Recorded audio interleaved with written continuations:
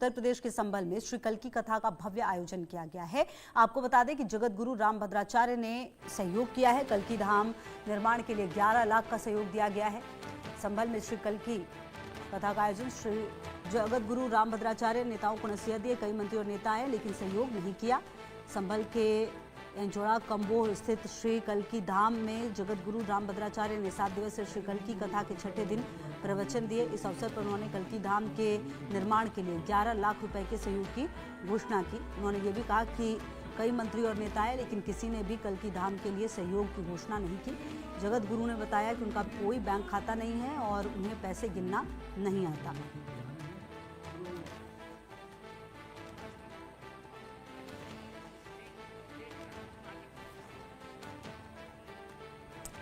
तो जगत गुरु रामभद्राचार्य ने नेताओं को भी नसीहत दी है। उन्होंने कहा कि किस तरीके से उनका कोई बैंक खाता नहीं है और उन्हें पैसे गिनना तक नहीं आता। इसके बावजूद देखिए, आपको बता दें कि 11 लाख रुपए की जो राशि है जगत गुरु रामभद्राचार्य की तरफ से दी गई और ऐसे में उन्होंने ये भी कहा कि कई नेता और मंत्री आए लेकिन सहयोग नहीं दिया गया। बहरहाल अब देखना ये होगा कि जिस तरीके से सहयोग सामने आया है, जिस तरह की जो कथा प्रवचन उन्होंने की है, क्या उसका असर देखने को मिलेगा। अब बड़ा सवाल ये भी हो जाता है कि ये जो श्री कल्की धाम बनाया जा रहा है, इसको आप समझिए कि संभल में श्री कल्की धाम का निर्माण हो रहा है। 2029 तक निर्माण करने का लक्ष्य है। 19 फरवरी 2024 को शिलान्यास हुआ। प्रधानमंत्री नरेंद्र मोदी ने किया था शिलान्यास। करीब 5 एकड़ में बन रहा है ये मंदिर। तो आपको बता दें कि ये जो धाम है वो बनने को तैयार और प्रधानमंत्री नरेंद्र मोदी ने ही शिलान्यास किया था। करीब 5 एकड़ में ये मंदिर बन रहा है और कल्की धाम में क्या कुछ होगा ये अपने आप में काफ़ी खास है। तो अहम जानकारी आपको दे रहे हैं, जहां पर आपको बता दें कि और भगवान विष्णु के 10वें अवतार हैं। कहाँ पर है कल्की धाम ये समझिए आप। 19 फरवरी 2024 को शिलान्यास हुआ। पीएम नरेंद्र मोदी ने शिलान्यास किया था और क्या मान्यता है देखिए, भगवान विष्णु के 10वें अवतार हैं। मान्यता के अनुसार कल्की अवतरित होंगे और भगवान कल्की संभल में अवतरित होंगे। मंदिर अवतार से पहले बन रहा है। मंदिर में 10 अवतारों के गर्भगृह हैं। कल्की धाम दुनिया का पहला मंदिर होगा। भगवान के अवतरण से पहले मंदिर बन रहा है। कल्की भगवान कलयुग के अंत में अवतरित होंगे, ऐसा माना जाता है। ये मान्यता है। अधर्म का नाश करने के लिए कल्की भगवान अवतार लेंगे। तो ये जो जानकारी है ये सामने है और आपको बता दें कि इसके लिए पूरी तैयारी जो है वो हो रही है।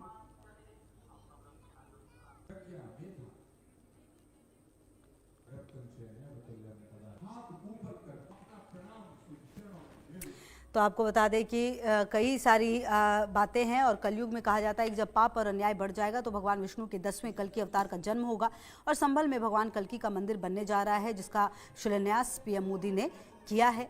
और मेरे साथ कल्की राम महाराज जी अयोध्या धाम से जुड़े और इसके अलावा स्वामी आनंद स्वरूप जी शांभवी पीठाधीश्वर भी जुड़ गए। बहुत स्वागत है आप सभी का। और स्वामी आनंद स्वरूप जी, सबसे पहले आप ही के पास कहा जाता है कि 10वें अवतार के रूप में जो कल्की हैं अवतरित होंगे, संभल में अवतरित होंगे। भव्य मंदिर है और ये अपने आप में एक अनोखी बात है कि अवतार से पहले ही मंदिर बन रहा है। नहीं, जो चीजें घटित होनी है इस देश में जी, इस धरा भूमि पर, वो सब पहले से ही पौराणिक पुराणों में लिख गई हैं, शास्त्रों में लिख गई हैं। तो ये तय है कि संभल नामक स्थान पर विष्णु यशा नामक ब्राह्मण के घर में कल्की का अवतार होगा और वो कल्की का अवतार अंतिम अवतार होगा, जिसे हम दशावतार 10वां अवतार भी कहेंगे। और जब पाप बढ़ जाएगा, तो अब तो पाप बढ़ गया है, अब इससे ज्यादा पाप क्या धरती पे होगा।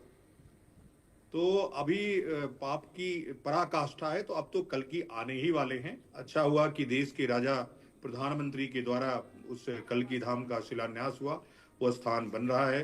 अभी वहां हमने सुना कथा भी हो रही है और तैयारियां चल रही हैं। बहुत जल्द जब मंदिर का उद्घाटन होगा तो कल्की का अवतार भी हो जाएगा, कल्की आ जाएंगे। जी, ठीक है, मैं आती हूँ आपके पास स्वामी आनंद स्वरूप जी। कल्की राम महाराज जी भी मेरे साथ जुड़ गए हैं। कल्की राम महाराज जी, ये जो पूरी तैयारी हो रही है इसको आप कैसे देखते हैं और क्या लगता है कि कितना और समय लग सकता है, क्योंकि काफी भव्य तरीके से इसका पूरा जो आयोजन है वो होता हुआ नजर आ रहा है।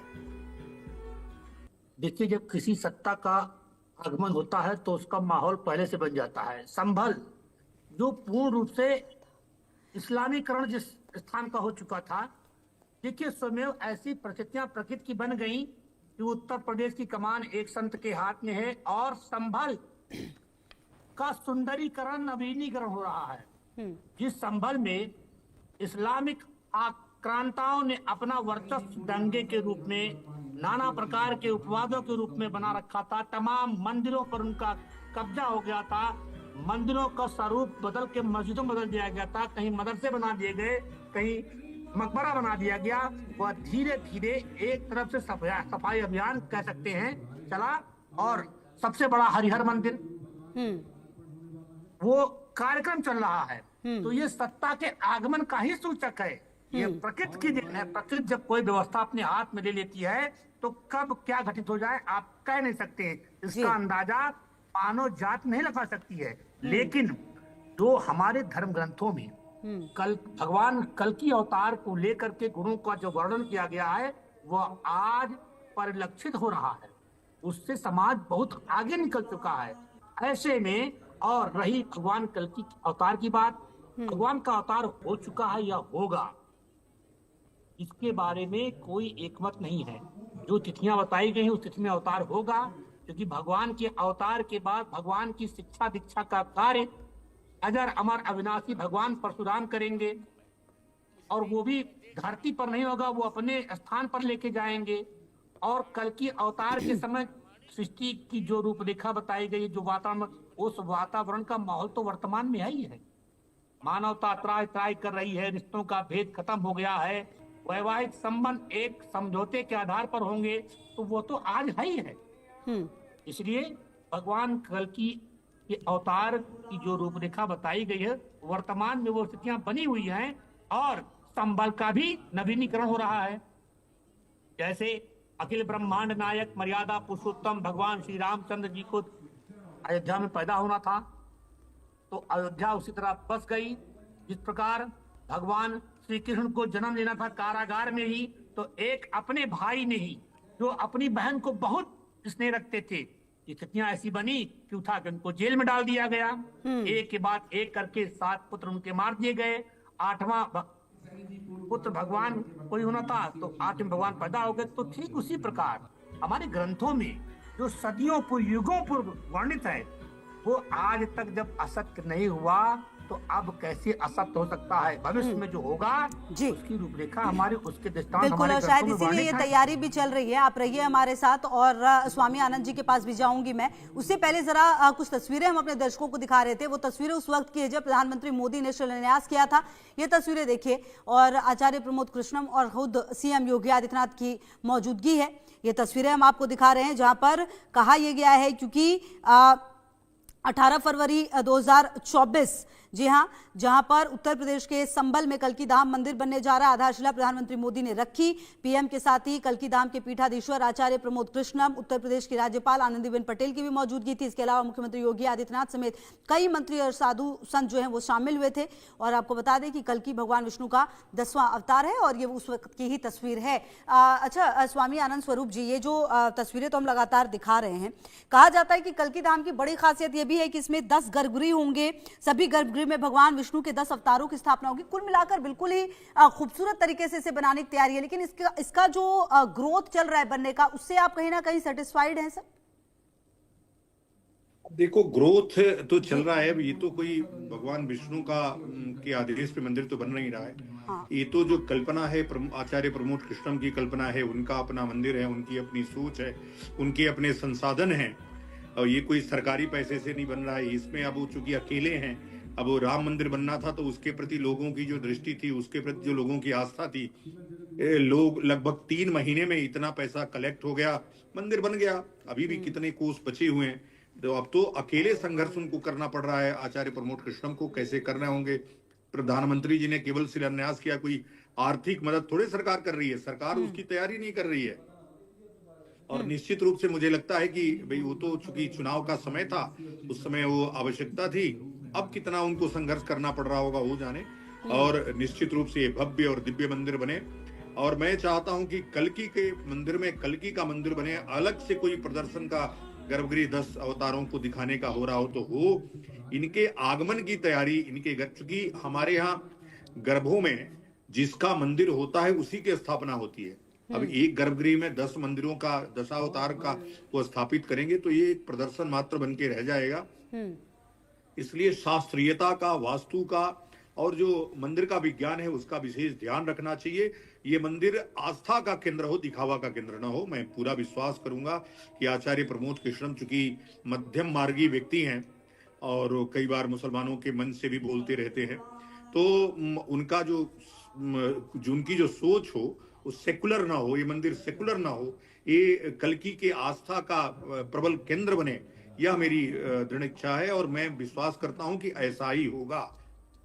जी बिल्कुल। और कहीं ना कहीं उम्मीद जो है वो बरकरार है। अच्छा कल्कीराम महाराज जी, ये जो मंदिर बन रहा है, जिसकी कल्पना की गई, ये वाकई बहुत ही खूबसूरत तरीके से इसे बनाया जा रहा है। जिस तरह से इसकी शुरुआत हुई है, जिस तरीके से रामभद्राचार्य भी सामने आए, कथा भी कही, कुल मिलाकर जो एक कहते हैं ना कि सनातन के प्रति जो लोगों का इतना प्रेम हुआ है, खास करके युवाओं का, ऐसा नहीं है कि पहले भी था, लेकिन अब लोगों बहुत ही गर्व के साथ चीजों को अपनाते हैं। उसमें कहीं ना कहीं इन चीजों की भूमिका भी बहुत महत्वपूर्ण हो जाती है। देखिए, सनातन सृष्टि का मूल है। एक समय था, लोग विस्मित हुए और समय परिवर्तन होता रहता है। युगों पूर्व एक हमारे महापुरुषों ने कहा था 21वीं सदी उज्जवल भविष्य। तो 21वीं सदी का आरंभ होने को है, तो पूरी मानव जाति उस ओर बढ़ रही है और जो इसके विरोधी हैं वो अपने विनाश का ताना बाना बुन रहे हैं। अगर युवा शक्ति जागृत हो रही है, देखिए मैंने पहले भी कहा था और फिर कह रहा हूं, कहा था कि जिस दिन अखिल ब्रह्मांड नायक मर्यादा पुरुषोत्तम भगवान श्री रामचंद्र जी का मंदिर बनकर तैयार हुआ और उसके शिखर पर ध्वज फहराया गया, उस दिन भारत समूचे विश्व का नेतृत्व करेगा। तो आज जब तक पूरा समाज एकजुट नहीं होगा, नेतृत्व कैसे होगा? अकेला व्यक्ति कुछ नहीं कर सकता है। और आज हमारे देश के यशस्वी प्रधानमंत्री माननीय नरेंद्र दामोदर दास मोदी जी के नेतृत्व में मंदिर बना, ध्वज फहराया गया और उसी परिप्रेक्ष्य में आज सनातन समाज पूरे विश्व में एकजुट हो रहा है। आज सनातनी कहीं भी हैं, वो अपने आप को गौरव से कहते हैं कि मैं सनातनी हूँ। तो आज कल्कि भगवान का ये मंदिर बन रहा है। प्रमोद कृष्णम जी का इसी उद्देश्य से इस धरती पर अवतरण हुआ कि वो एक नई रूपरेखा तैयार करेंगे। जो सत्ता आने वाली है, उस सत्ता के आगमन की तैयारी का नेतृत्व वो संभाल रहे हैं और स्वयं प्रधानमंत्री ने शिलान्यास कर दिया। तो वह रूपरेखा, और दूसरी तरफ हमारे योगी जी ने संभल की सफाई अभियान चालू कर दिया। पूरे संभल का नवीनीकरण, सुंदरीकरण सनातन धर्म की सत्ता के आगमन के अनुरूप किया जा रहा है। तो युवा तो एकजुट होगा ही, युवा एकजुट होगा तभी हमारा धर्म मजबूत होगा। जी बिल्कुल। और यही वजह है आनंद स्वरूप जी, ये जो तमाम तस्वीरें सामने आती हैं, ये हमें और ज़्यादा प्रेरित करती है। कम से कम मंदिरों के बारे में, जैसे अब राम मंदिर बना है तो एक अलग ही आस्था पहले भी थी, लेकिन राम मंदिर का बनना, वहाँ पर ध्वजा का लगना बार बार सनातन के प्रति और ज़्यादा जागरूक करता है। अब जैसे ये कल्कि धाम ही बन रहा है तो लोगों की जिज्ञासा बहुत ज़्यादा है इसके बारे में भी। हाँ बिल्कुल, जिज्ञासा तो रहती ही है। बस मेरी यही इच्छा रहती है कि तीर्थों को पर्यटन न बनाया जाए, और निश्चित रूप से प्रचार प्रसार जिस प्रकार से चल रहा है, चाहेंगे ही लोग। अयोध्या में लोगों का जाना बढ़ा है, धर्म के प्रति आस्था बढ़ी है लोगों की, और आपको अब चारों तरफ गुंजायमान कृष्ण भगवान की जय, भगवान राम की जय हो रहा है। युवा भी अब उसको वैज्ञानिक दृष्टि से देख रहा है, जा रहा है, वो तीर्थों का महत्व समझ रहा है, तीर्थों की वैज्ञानिकता समझ रहा है। लेकिन मैं भी चाहता हूं कि ये जो व्यवस्था बनाने वाले लोग हैं वो उसको तीर्थों की तरह ही ट्रीट करें, और उम्मीद है कि कल्कि धाम आने वाले समय में जिस प्रकार से काशी विश्वनाथ की गरिमा बढ़ी है, जिस प्रकार से अयोध्या धाम की गरिमा बढ़ी है, जिस प्रकार से कृष्ण जन्मभूमि की गरिमा बढ़ी है, वैसे ही गरिमा इस कल्कि धाम की भी बढ़ेगी और संभल की भी बढ़ेगी। पूरा संभल का महाराज जी जैसा कह रहे थे, जिस प्रकार से भगवान ने वहां एसपी और डीएम को भेजा और योगी जी की दृढ़ इच्छा शक्ति के कारण उस पूरे संभल की सफाई हुई।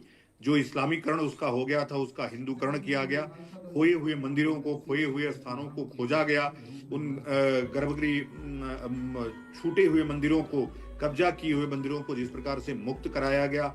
हनुमान जी महाराज की जो अच्छी एक प्रतिष्ठित प्रतिमा थी, जो भगवान राम के अनन्य भक्त हैं, वो छुप गया था, उसको प्रकट किया गया।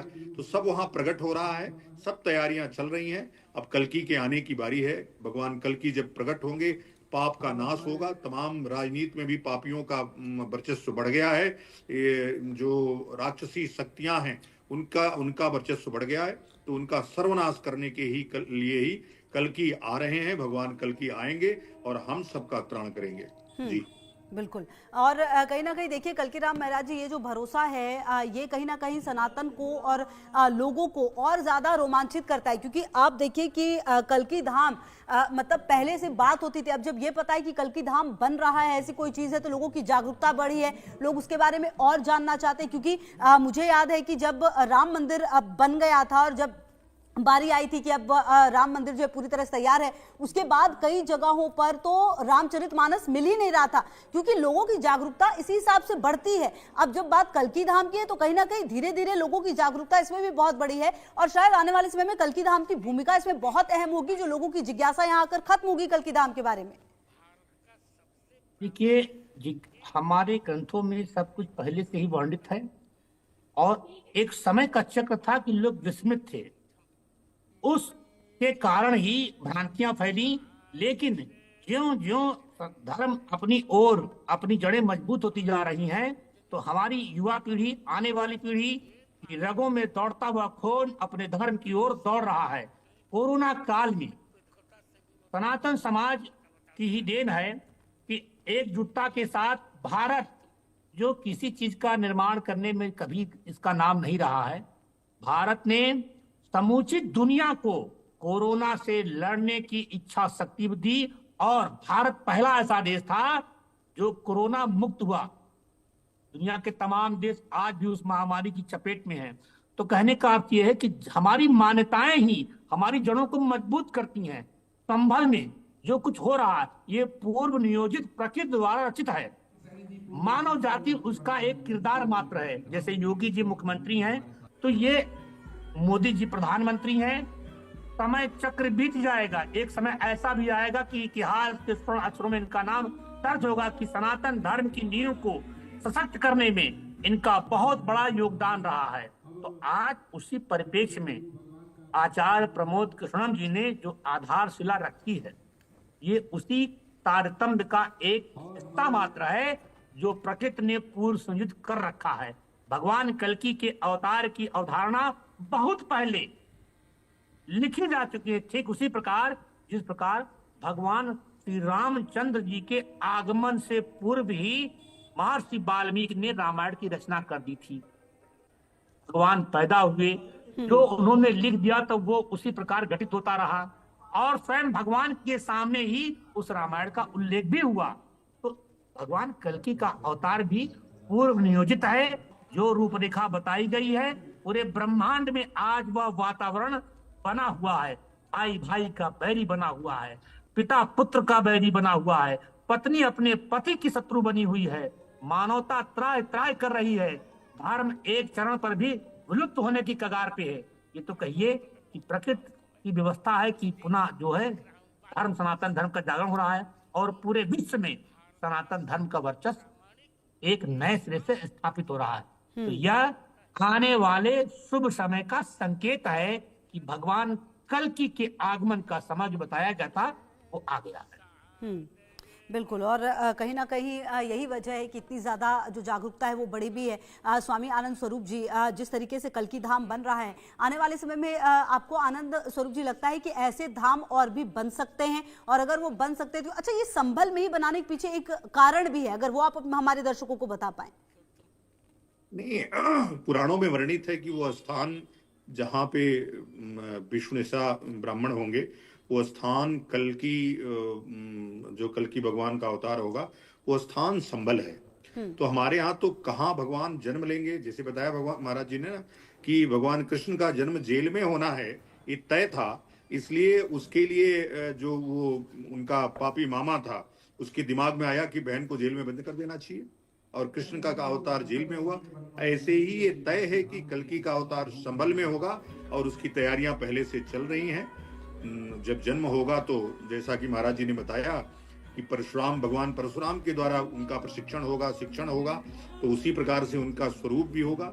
चूंकि उनको संहार करना है पापियों का, तो इसलिए संभल में कहा गया कि हमारे यहाँ हर भगवान कहाँ किस रूप में, आपने देखा नरसिंह भगवान का जन्म खंबे से हुआ, चूंकि उनको दूसरे का प्राण हरना था, दूसरा उनका निमित्त था। तो अभी जो निमित्त है इस कली काल में पाप का चरमोत्कर्ष और उस पाप का सर्वनाश कैसे होगा, और उस सर्वनाश कल की धाम से होगा। आप देखिए जैसा कि महाराज जी ने बता ही रहे थे, योगी जी आए, योगी जी ने संभल को केंद्र बनाया, संभल की सफाई अपने आप शुरू हो गई, सारे तीर्थ अपने आप खोजे जाने लगे, वहां तैयारियां शुरू हो गई।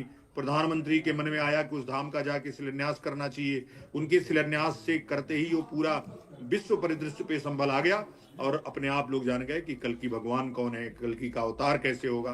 तो ये सब पहले से निमित्त है, हम सब तो उस निमित्त मात्र हैं उसको करने के लिए। ये अवसर मिला है प्रमोद कृष्णम जी को